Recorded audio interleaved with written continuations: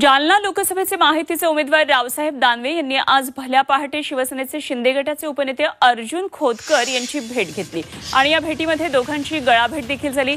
दानवे आणि खोतकरांची नाराजी दूर करण्याचा प्रयत्न केला। अर्जुन खोतकर यांच्या जालन्यामधल्या घरी बऱ्याच कालावधीनंतर ही भेट झाली। लोकसभा निवडणुकीची रणधुमाळी सुरू झाल्यानंतर देखील खोतकर आणि हे दानवे यांच्या प्रचारामध्ये दिसत नव्हते आणि गेल्या काही दिवसांपासून खोतकर हे दानवेंच्या कार्यपद्धतीवर नाराज होते।